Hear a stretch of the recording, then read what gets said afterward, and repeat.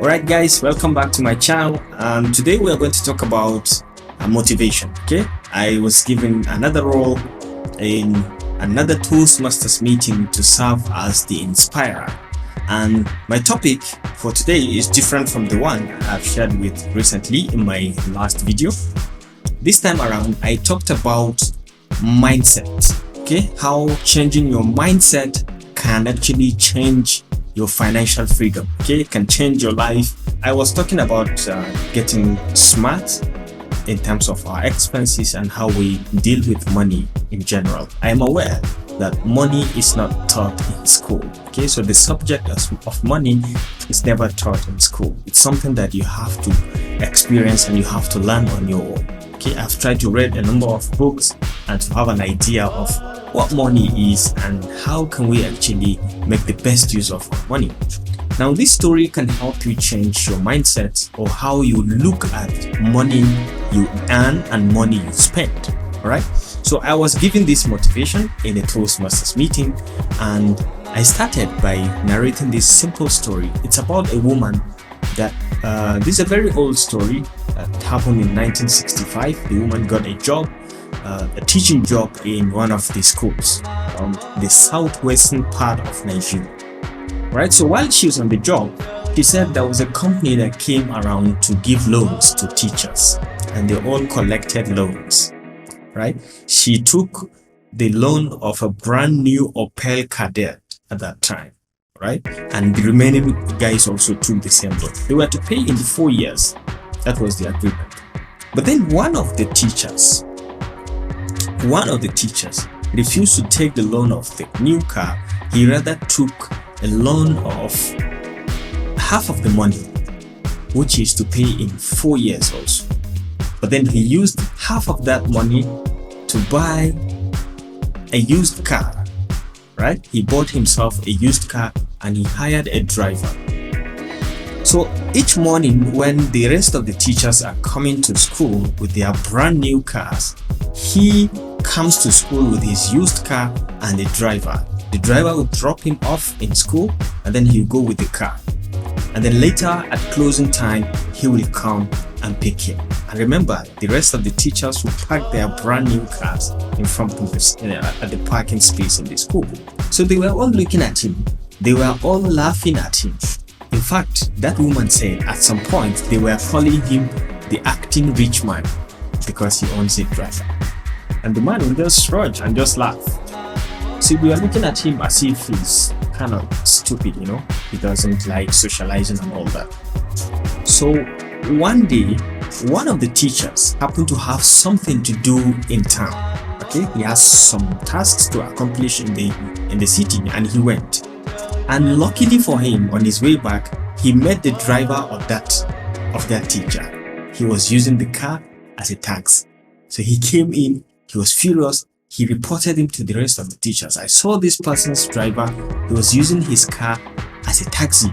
They were surprised, and they all went together to this man's office, and they told him that we saw your driver driving your car as a taxi.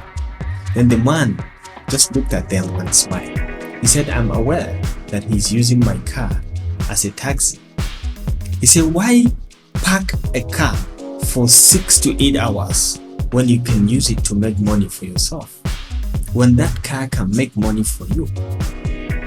That woman said it was at that time that they started looking at this man. Maybe he is not too stupid. Maybe he's not too stupid. Maybe he knows something. All right. But then, and this is the juicy part of this story. Okay, the profit he made from that taxi, he was able to use it to pay the loan in 1 year. All right. So by the second year, he already bought a new taxi to add to his fleet. Okay, and by the third year, he bought 2 more taxis to add to his fleet.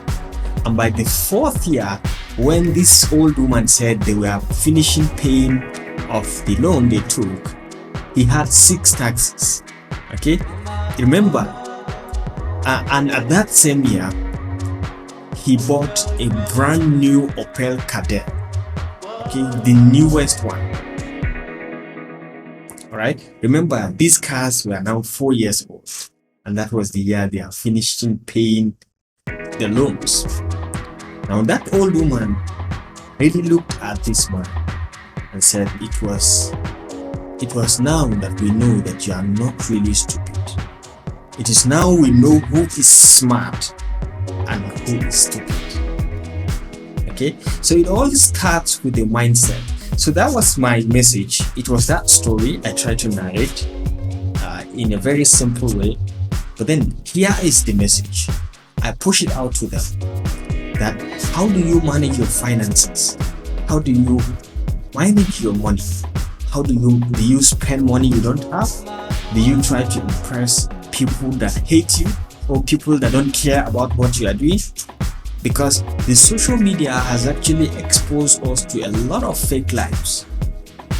Ladies and gentlemen, I've seen people, young people, spending money that they don't have.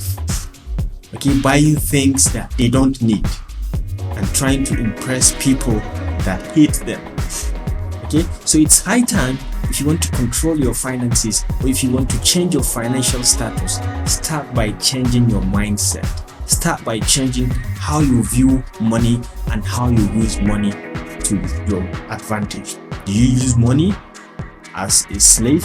Are you a slave to money, or is money slave to you? Okay, whenever you come across money, you should be very, very serious or very conscious about what you're going to use it for.